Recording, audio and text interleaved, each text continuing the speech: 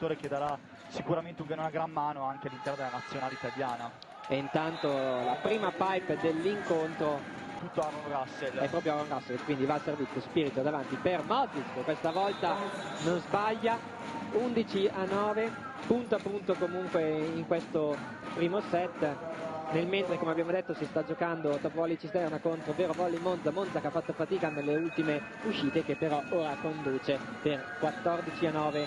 Se spinge sulle mani del muro, riesce a rigiocarla dietro Modric, muro a 3, grandissimo, mani out, esulta Radoslav Stoichev, perché è incredibile, entra in campo per esaltare il proprio giocatore e per dirgli: questo sei tu, questo è il tuo livello. E quindi 14-8, ecco. Verona sta giocando, bella questa azione, giocata di muro, molto intelligente anche Jensen, la palla che non era perfetta, gioca sul muro, contrattacco Modric, giocatore che nonostante la giovane età. Il muro ci prova, sì, ma Recine riesce a coprire bene. La Guntia che viene murato proprio da Modric e se lo coccola Radoslav Stoichev, che è un po' proprio un papà, possiamo dirlo, per questi ragazzi, vista la giovane età. Lui ha sempre questo rapporto con i propri giocatori, no? Lega veramente tanto, fa gruppo, fa famiglia e i giocatori lo seguono.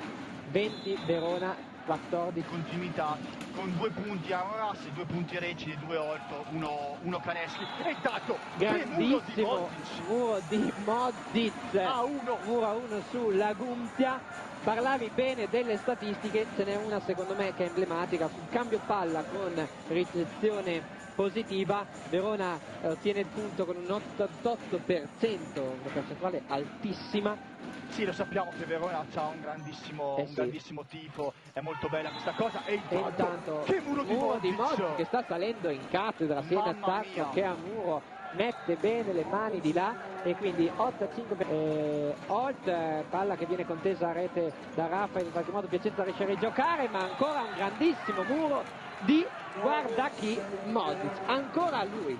Che giocatore! Rete fa la riserva, ma che riserva! Ora Modric tira fortissimo su Russell e non riesce a tenere. È proprio Aaron Russell che da un certo punto in avanti è stato cercato dalla squadra di Verona. Russell che sta facendo un po' fatica, e quindi Modric, che è un giocatore assolutamente in fiducia, trova un ottimo ace. 10 Verona, 6 Gasseis che non riesce a ritrovare il proprio gioco. No, non ce la fa, vediamo se il